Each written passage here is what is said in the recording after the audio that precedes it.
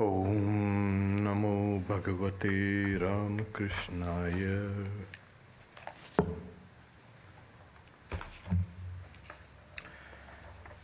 Encountering the great goddess.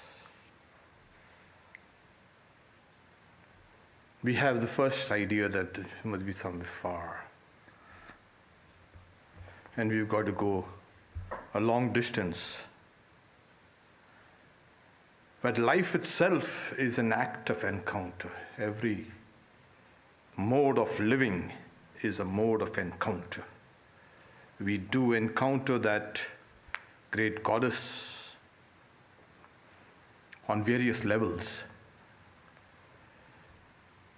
And we do it, unknowingly.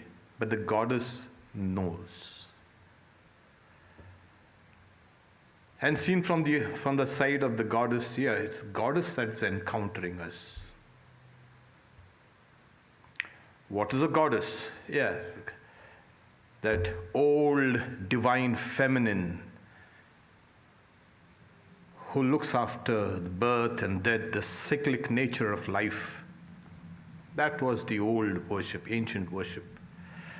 Creatrix, creator, demiurge. Then we have avatar and celestial, mother goddess. This goddess has actually been the very beginnings of worship. She was worshipped in all cultures, in all traditions. When we encounter something outside, that encounter leaves us with an experience inside. So it is this experience inside that's important. That is the real encounter. And we've been doing this in our self-consciousness. This is the encounter. And we see how in the very beginnings, try to visualize the humanity thousands and thousands of years, not 2,000, 3,000,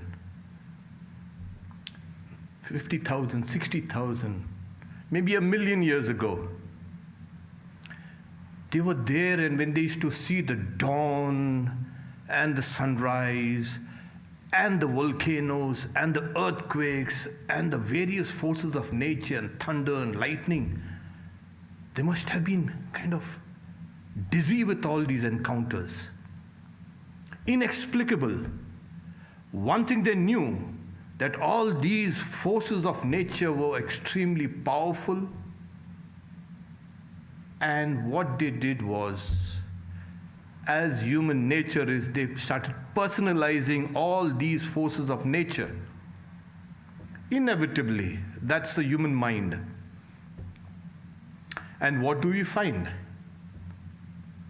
that these forces of nature, personalized, became what is called the objects of worship. Because when they re-encountered these massive forces of nature,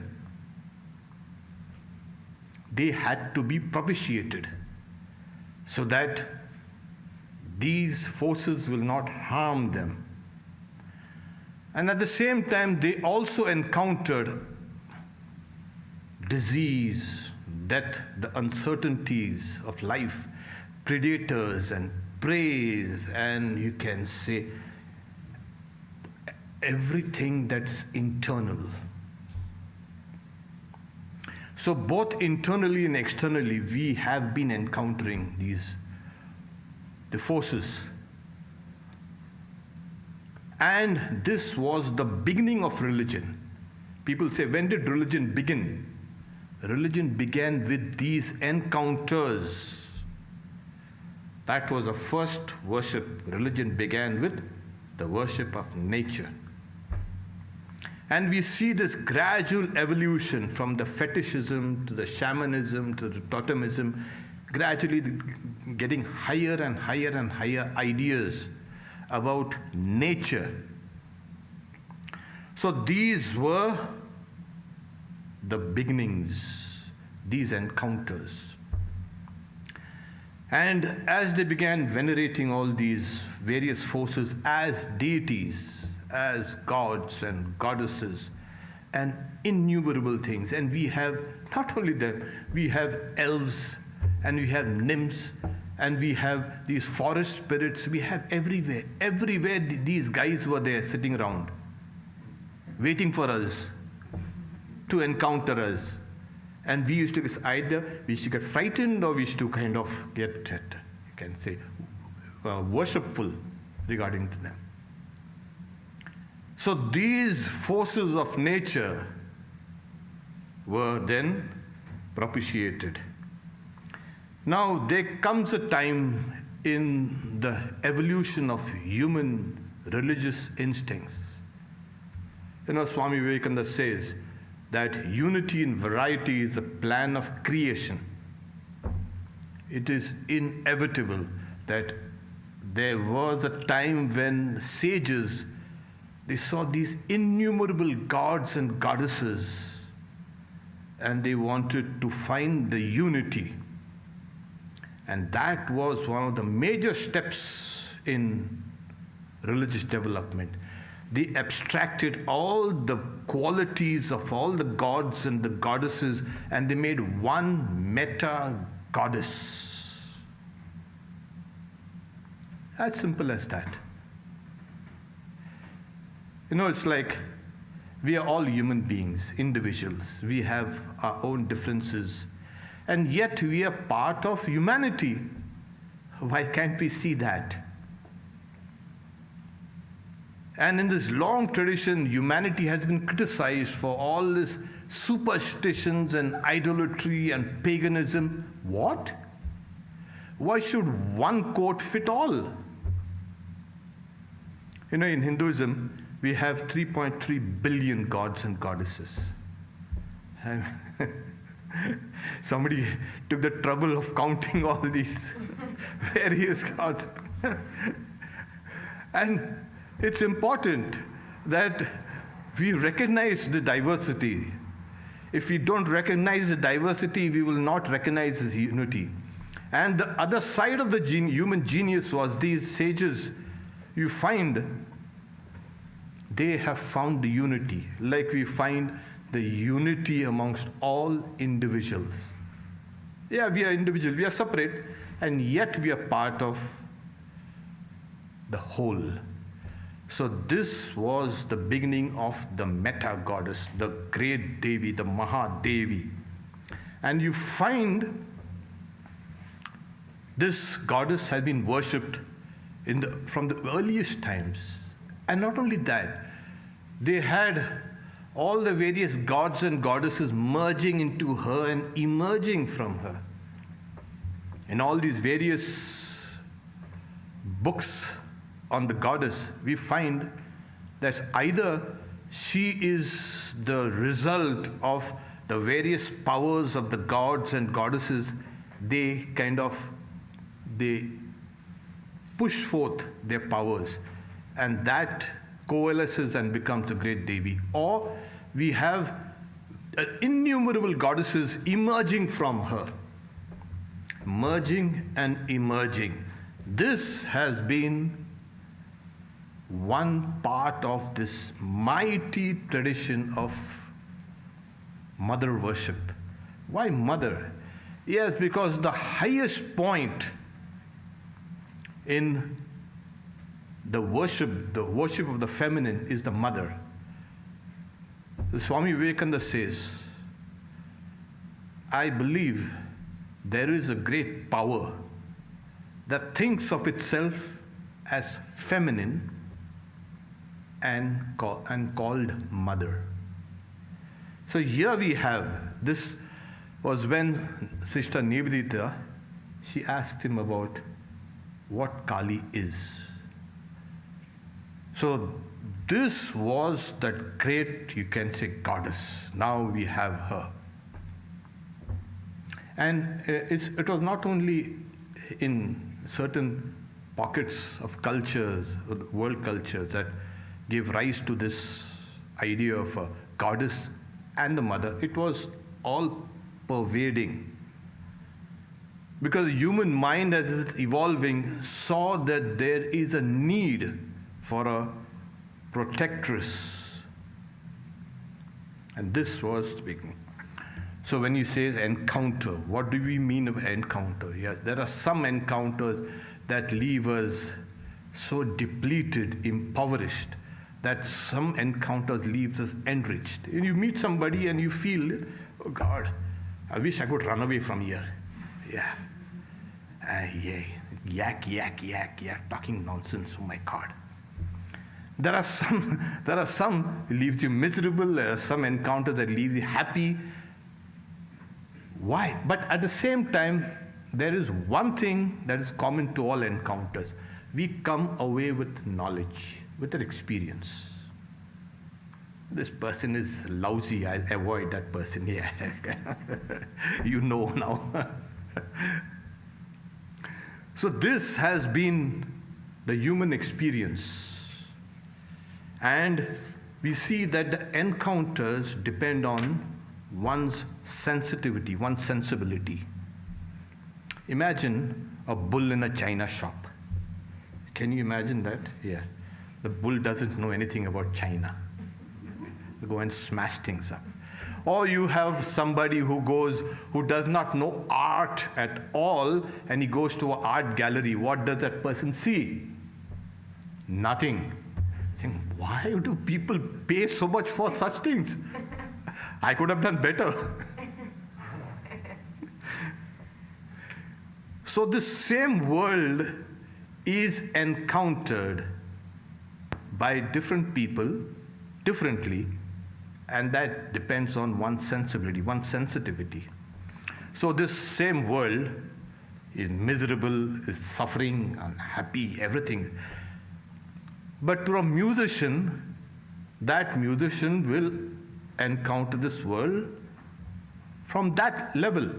So similarly has been art, all aesthetics and sculpture and music and paintings, and you will find also science, because when you encounter something, you want to know the laws behind it, the laws that govern it. Philosophy and metaphysics and epistemology and eschatology and everything is nothing but the search through one's own sensibilities, what constitutes this nature. What is this? And at the deepest level, we encounter divinity. Yes, it's the same thing. Saying you don't need to go somewhere else to encounter divinity. Oh my God, you need to close your eyes and then do some mutterings and then do something else and do something else. And no, refine yourself. The more you refine yourself, the more you will encounter the divinity. And at the deepest level of all this divinity that we encounter the great goddess. So she is the sum total of the divinity that is there. So Swami Vivekananda said the central conception of Vedanta is the absolute. And this absolute, when seen from the relative side, appears diverse. And he says, this absolute being of whom we cannot predicate anything has been spoken of as a she. Nature, Prakriti, Maya, the creatrix. So this much for encounters, and this much now that I want to lay before you an encounter of the cosmic kind, whether it's, and for that I'll bring in the example of Totapuri. He was a monk. He was also the Vedanta guru of Sri Ramakrishna. He had been brought up to dismiss the external world as illusory. Simple as that. It does not exist. It is an appearance. And that's one of the things that people like about Vedanta. Yeah. Sounds nice, looks nice, tastes nice. So he grew up, and then he came to Dakshineshwar where Sri Ramakrishna was, and he stayed there for about 11 months, which is unusual because he never lived in a place for more than 3 days. So as he was living there, he developed colic, and that pain, the colic pain used to kind of bring his mind down. He used to extract his mind, pull his mind up and plunge it into deep meditation. But one day he just couldn't do it. He got disgusted with this pain and decided to immerse his body in the river Ganga. So he walked down to the banks, waded in the river, and as he was wading, the river is generally deep, very deep. But that very night, there was water only up to the ankles. And see what happened? He crossed the river almost halfway, more than half the way, and there was nothing. And then the author of Sri Ramakrishna and his divine play says, as if someone within pulls the veil from his mind, and a realization gripped him. And the realization was the omnipresent Divine Mother, Cosmic Mother, Omnipotent Mother. Mother is in the water, Mother is in land. Mother is the body, and Mother is the mind. Mother is illness, Mother is health. Mother is knowledge, Mother is ignorance. Mother is life, and Mother is death too. Whatever I see, hear, think, and imagine is Mother. She turns yea into nay, and nay into yea. No embodied being can go beyond her jurisdiction unless she is pleased to release him. No one even has the power to die at will. Again, the same Mother transcends the body, mind, and the intellect. This was what he encountered.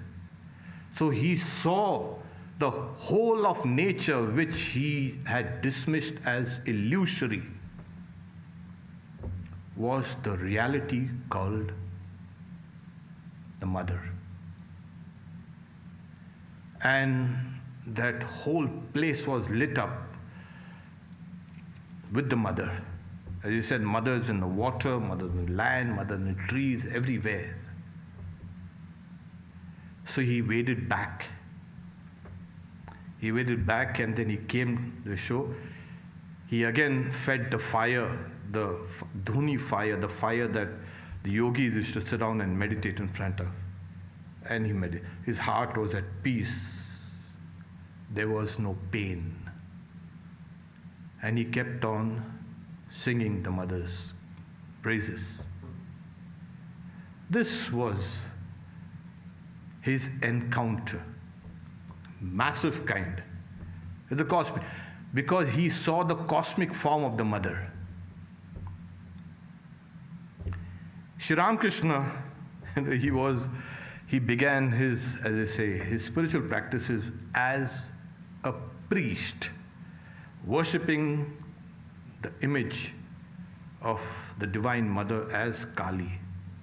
And he used to wonder, is she real? Why doesn't she reveal herself to me? And this kept on and on. It was unbearable. And one day, he's saying, when he couldn't take it anymore, he ran to the wall where there was a scimitar hanging, pulled it out, and he wanted to behead himself. And at that moment, he's saying, the doors and windows and floor and everything vanishes. And he loses outer consciousness and is merged inside. He's saying, as it were, I am drowning in an ocean of light. That ocean of light is the ocean of consciousness. And waves of consciousness come rushing towards me from all sides. And I get submerged. And when the state was over, he was found to say, Mother, Mother, Mother. So we have this another huge encounter of the great goddess. One you have of mother as formed and as formless. And the same mother here is encountered as an ocean of light, that is ocean of consciousness. Now this is an encounter. What happens? It's huge. This external world that we have simply dismissed as irrelevant and needs to be exploited, this is meant for me. We will change our ideas about this external world. We will change ideas about the reality.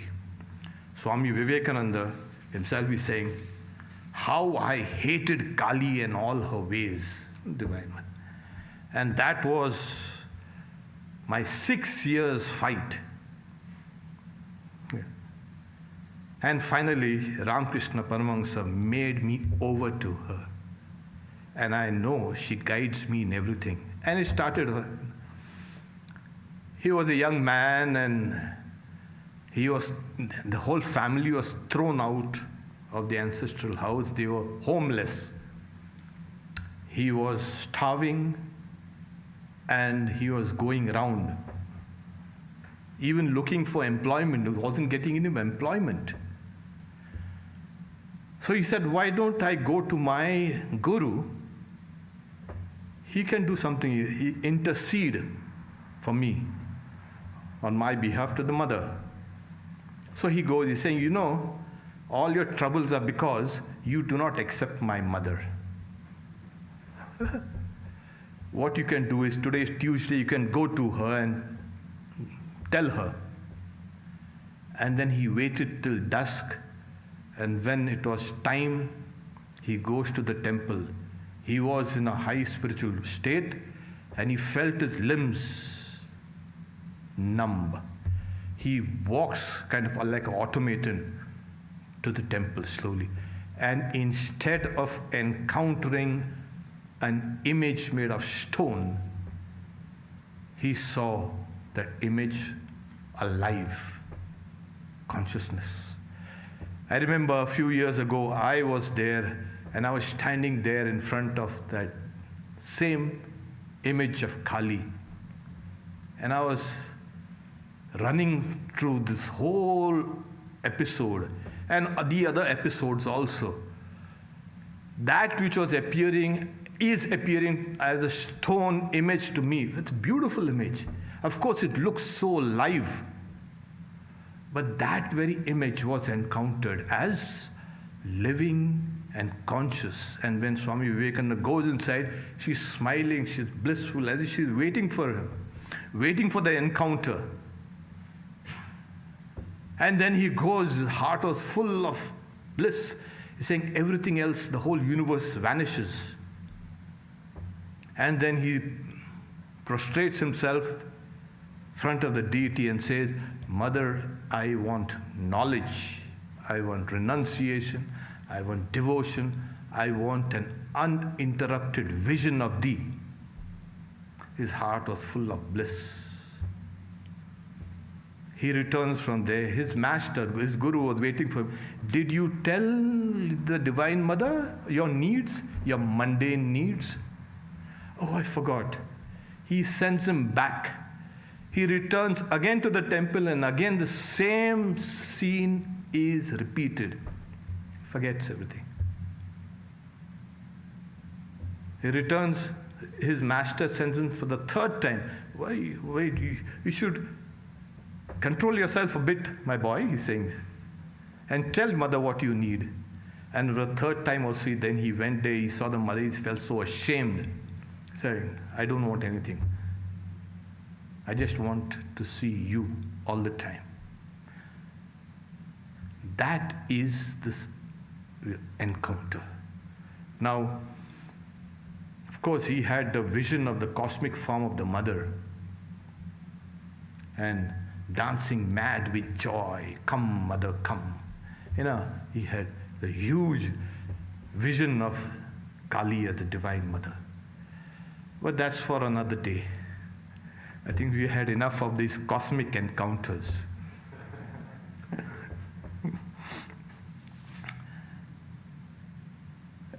What about us? We're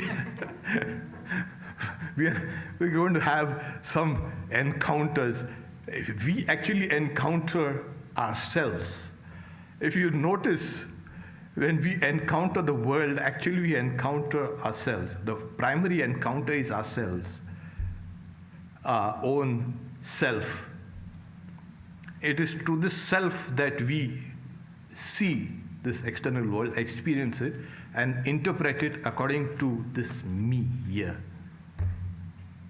So, and this I and this me and this mine is this, you can say, either you can say the microscope or the telescope, which is the instrument. And this I and me and my has so many other needs. It's subject to hunger and thirst and sleep and sloth and mistakes and compassion and faith and forgiveness and beauty and love. Yes, we are experiencing all these through our own self-identity. These are the needs of one's own existence, phenomenal existence. And we can see that in the Devi Mahatmyam. There's a book, which is a sacred book on the Devi, on the works of the Devi. The authors, they've said what you actually encounter as hunger, thirst, and food, and sleep, and mistakes, and mother, everything, is actually the mother. You are encountering mother on the micro scale through these very things that make life possible. Imagine if you can't feel compassion and love and you can say faith, you're dead. I mean, piece of meat, of course. But no, this consciousness is there, and we are seeing this individual, you can say, as having these kind of various faculties and various needs. It is through these we encounter the world, and then this itself is a mother. We are encountering mother in our own consciousness. As I mentioned, we encounter things outside, but the experience is inside. The real encounter is inside. It is this experience that is the mother. A few days ago, we had immersion of this image. We had a whole night's worship of Kali, the Divine Mother. It's very elaborate and grand. And at the end of the worship, what one has to do is to immerse that image in a body of water, in the ocean or a river or a lake or a tank or anything like that. The idea is she has emerged from the cosmos and she goes back to that's immersion. It's not idolatry, and that is what we need to understand. We have been worshipping all these figurines and figures and images and statues of God. This is not idol. These are symbols representing the infinite. If we forget that infinite aspect while worshipping, you are nothing but a pagan and idolater. It's always like that. So these are forms, symbols of the infinite. That is why we can take that image and immerse it. Now, when we talk about we need to immerse that deity to put it back from where it came, from the cosmos, and goes back to the cosmos. So this mother is immersed. Actually, it's the other way around. We need to immerse ourselves in the mother. We don't need to take that. So before the very ritual, that image is, you can say, spiritually retracted within yourself. And she goes back. She has been taken out from your own inner self and worshipped. And that power, that spirit, that life, that you can say reality is again retracted. So she is back into us. She merges into us and we merge into her. This has been the encounter of the great goddess. And this has been now found to be a necessity to understand reality, because reality has to be approached as a mother, as a great goddess who is cosmic, universal, at the same time very intimate, very close. She is the nearest of the near. And if we can do that, we are in constant touch with her. It's not just we encounter one, the goddess, today or after maybe 10 years again. We are that in the closest encounter. As you say, close encounters. This morning we are discussing close encounters, and what more could one have? What more could one need? So this has been, so when a disciple of Swami Turiyananda asked him, Swami Turiyananda was Sri Ramakrishna's disciple who lived for many years in San Francisco. So what is the mother? Where is the mother? Oh, he's saying, mother is in every aspect of nature. Mother is nature. And when we are encountering nature internally and externally, we are encountering this great goddess. This is the reality in our lives. If we can hold on to the reality, we are enriched. And as our sensibilities grow deeper and deeper and deeper, deeper, like I said, we come to a stage where we find that we have encountered her at the deepest level and also at a superficial level, at all levels. And you end up merging into her. That you were a kind of a separate entity till you finally merge into her. And that emergence is the culmination of our lives. Om, peace, peace, peace.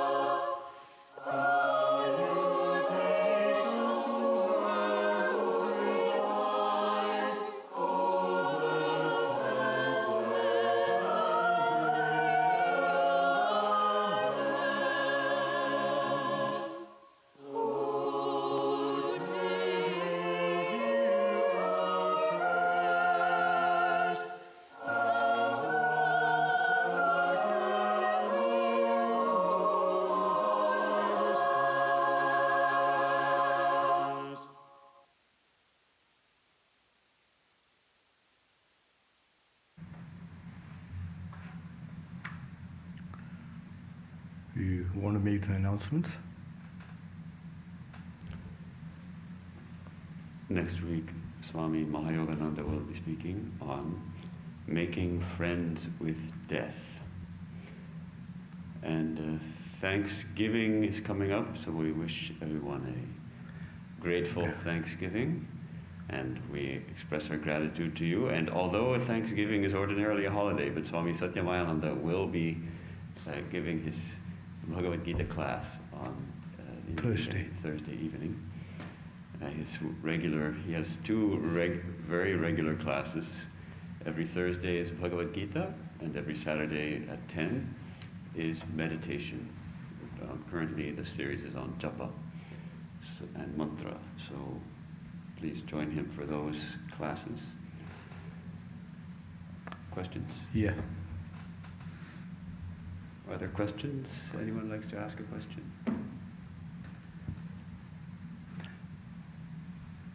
There's a question online. While sadhana of all gods and goddesses can be done simply by repeating a specific mantra, why does tantric sadhana, or sadhana of Divine Mother, demand peculiar tantric rituals to be done? Well, there are three forms of worship. The sattvic, that's the light and luminous and knowledge. Then there's a rajasic, where there's a power and there's kind of, all that dynamism. This is found in nature. And then there's a tamas, that's the lowest, that indolence, that laziness and all that. That which is heavy and still and, you can say, insentient. So these forms of the worship have been in existence for innumerable ages. They had been formulated for more than 2,000 or 3,000 years, and they have been fine-tuned. It is also the, you can say, level, as I said, sensibility, the level, you can say, of the spiritual aspirant. So as you approach the Divine Mother through your own nature, you see, everybody has a kind of a similar nature. At the same time, it differs. So according to your level of spiritual development, according to your inner nature, you take up a worship of these different gods and goddesses. So it has, as I mentioned, no one coat fits all. It has taken all classes of people, all different classes and types and characteristics and natures. It has not kept anyone out of its purview. Everyone come in. You can worship the Divine Mother in your own way. And this has been, as I say, the formulae of this massive spiritual literature called the Tantras. So we just look at one kind of band in the spectrum and say, this is Tantras. No, it's very vast. So generally there are these two main courses, the right hand and the left hand path. The left hand path is advised, you don't need to do that, because it can give you psychic powers and all these various things. And it entails a lot of difficulty. The right-hand path is a path of, it's good, it's a devotional path, and you can approach the Mother. And there are these three types of devotees in every class. The animal type, the person with animal tendencies, the person who is slightly enlightened, and the heroic type. And the heroic type doesn't need to go through this paraphernalia of all these rituals, etc.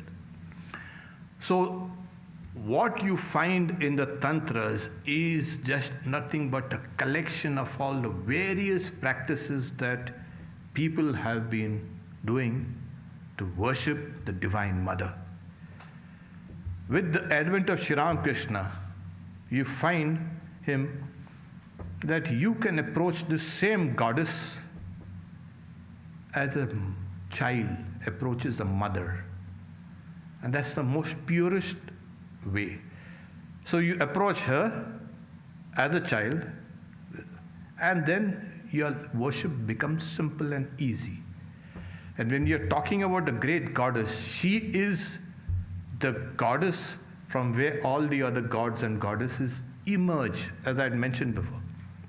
So you can worship that same great goddess through any aspect of her. And this has been the spiritual, you can say, history of humanity. So sometimes Mother is worshipped as the patron of music or dance or art or knowledge. Yes, you can do that. Suppose you are an artist and you would like to approach Mother through that aspect of Mother. Suppose you are like that, the great Kali worshipper. Hail Kali! Let's kill and destroy and shoot. And so you can approach her like that. So the best way is the pure way, the sattvic way, that is worship, approach her as a child without any fear, without any hesitation, because that is your real mother, and you are approaching your mother without any kind of barriers. So this is the worship for this age. Why is recommended that you worship like this? Because this is apart from the being pure, it entails less trouble, because the other forms of worship needs a lot of rituals and mantras, etc., etc. So we shouldn't pull everybody down to our level of worship and say, this is the only way. I cannot understand how humanity blundered for the last 3,000 or 4,000 years in trying to push their particular ideas of Godhead and saying, this is the true one God. And it has created, for the last 2,000 years, wars and strife and widows and orphans and great suffering. Give everybody their own gods and goddesses to be worshipped. And that is real democracy. It's true. A person has to have extreme patience with even ourselves of dealing with our own nature. It doesn't turn overnight. It takes decades, years, lifetimes to transform ourselves, and and then others, once you are kind of transformed a little bit, then we have to be tolerant and patient like a mother towards seekers or other people, and would you feel that, Swami, too? Yeah, I mean... it's very difficult, but it's like that's also part of the manifestation Yeah, you've put many questions and many statements in your questions. But yes, you've got to be patient. It doesn't come in a flash. If it comes in a flash, initially, without doing anything, then you doubt it. Okay? Because if you're going to be an Olympic athlete tomorrow, it's not going to happen.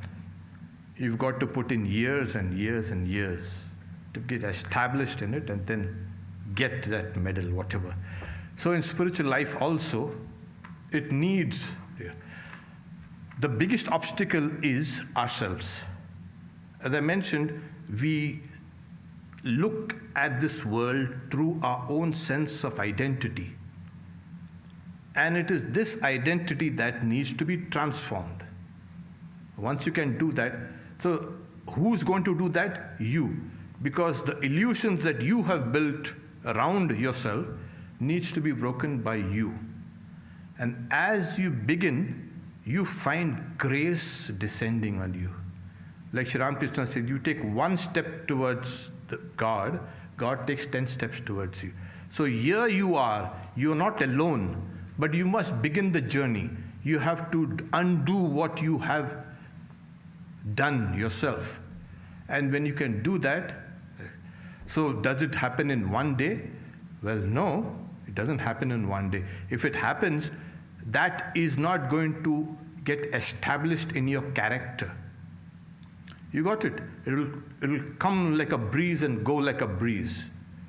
So for it to stay, for you to be established in it, your body and your mind and your senses and your heart and your intellect has to be conditioned. And for that you need patience.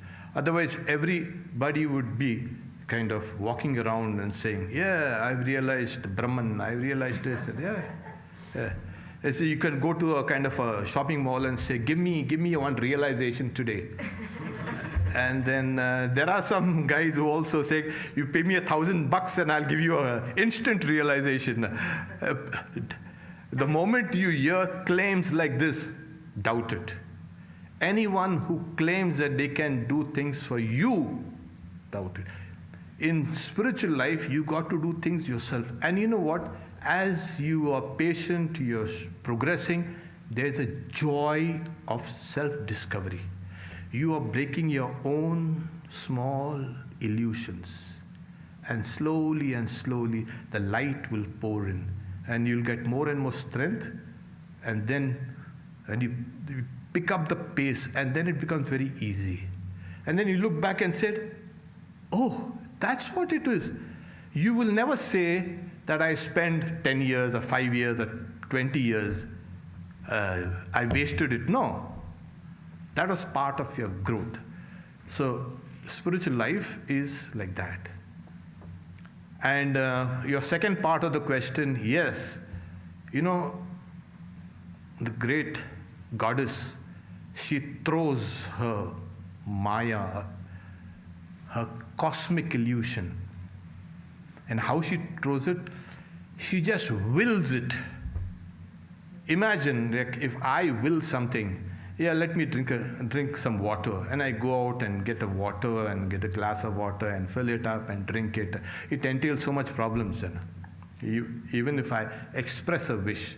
Now, if I have 2 or 3 guys that get me a glass of water, I can. But Mother alone is there, and when she wills, this whole creation emerges out of her. Can you see how powerful it is? If you have that kind of faith, if you have that kind of knowledge, she can do, as Totapuri said, she can do the nay out of yea and yea out of nay. She has all the powers. Approach her like a child does, and she will transform you internally. Okay? So I can see that you've been, everybody's life is hard. Life is hard. All those poets who talk about the sun and the moon and it's nice and breeze and all, kind of their surface, you can see reality. Life is struggle, life is hard. Check ourselves and then hold on to the mother. If that doesn't pull you up, nothing can. Nothing can. Okay. Thank you. There's one more question. Goddess Durga, Goddess Kali, Mahamaya, why so many names of Mother? Oh, well, why not? Why do you want to stick to one? The whole principle, Vedanta, the one becomes the many. Just remember this. So if suppose you have a name, you are a brother or a sister, you're a husband, you're a wife, you're a friend, you're a lover, you're this, you're that. Why don't you stick to one role? Oh, that's kind of very monotonous and kind of slow. We have variety. And that's, in the beginning I had said, we see that diverse aspects of that goddess had been worshipped. And then there had come a time when the sages abstracted all these divinities, the qualities, and made one meta goddess. Why can't we have more? It's the scriptures also speak about. It's called a Swagata Beda. You have one tree and there are internal differences in that tree. There are the twigs and the leaves and the fruits and flowers, but it's one tree. Similarly, it is one goddess, the great goddess, with different names. That is here.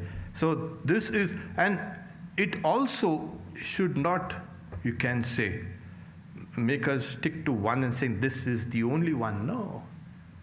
And there are hundreds of stories where God shows himself as many. In the initial stages of spiritual life, you got to hold on to one particular chosen ideal.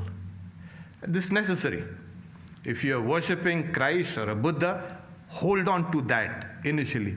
And then as your worship matures, you will see this is the same reality that's being worshipped in different forms, in different names, in different climes, by different minds. This becomes, you can say, the universal worship. And, to just sum up this answer, Sri Ramakrishna told the story of Hanuman, the great devotee of Rama, and he goes to Dwarka where Sri Krishna is, and then Sri Krishna tells his queen, Rukmini, better change your form into that of Sita, I'll become Rama. Otherwise, this Hanuman can't leave us alone. He wants to see only Rama and Rama alone. So Rama himself knows that Hanuman is his devotee and that God will change his or her form accordingly to the devotee as you approach him. So it's necessary to have a broader conception of it. Why do you think that there's only what you think is the real? No. Everybody has been searching for that reality. And we have been doing it through art and music and philosophy and science. All these are actually searches of the human heart to know the reality. It's not just simply we do it through religion. No. Religion is one mode of it. So this whole world has been searching for that. And let us combine all that knowledge of all of humanity and make it rich. See how broad and how you can say compassionate you will be towards all types of people then. This will be the religion of the future. Everything you do will be an encounter and approach to the reality. So much for Om Shanti Shanti Shanti Harihi Om Tat Sat Shri Ram Krishna Arpanamastu.